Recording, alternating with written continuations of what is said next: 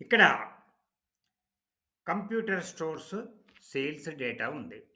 1001 records ఉన్నాయి. ఒక particular item scanner ఎన్ని అమ్ముడుపోయినాయి? ఏ డేట్ నాటి అమ్ముడుపోయినాయి? డీటెయిల్స్ కావాలి మనకు. ఎట్లా? దానికోసం ఇక్కడ ఏం చేస్తా అంటే ఫిల్టర్, ఫిల్టర్ ఇది బిజినెస్ అనాలిసిస్‌కు చాలా ఉపయోగపడుతది.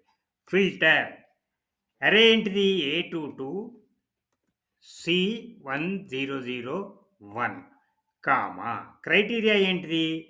C22 C1001 is equal to criteria E1లో ఉన్నది. స్కానర్ అన్నాం గదా! మనం సెల్ రిఫరెన్స్ పెడదాం E1. ఆ పేరు టైప్ చేయాల్సిన పని లేదు. కామా ఒకవేళ అది లేకపోతే not found. Inverted commas close, bracket close, enter. చూసారా? ఇక్కడ నంబర్ ఎందుకొచ్చింది? ఇది డేట్ లాగా లేదు కాబట్టి నంబర్ వచ్చింది. మనం దీన్ని డేట్ చేసేస్తే డేట్ వచ్చేస్తది. సో, ఈ డేట్‌లలో స్కానర్ అమ్ముడుపోయింది. మరి ఎన్ని అమ్ముడుపోయినాయి? దానికోసం ఒక చిన్న formula is equal to count. ఇంకొక ఫార్ములా గూడా ఉన్నది.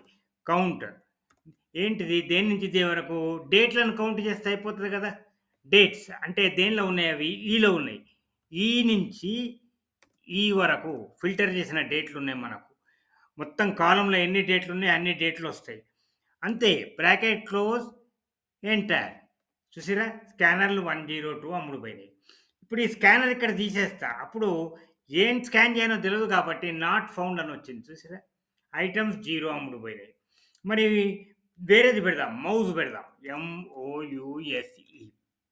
మౌస్ పెట్టి ఎంటర్ చేస్తే 108 మౌసెస్ అమ్ముడుపోయినాయి.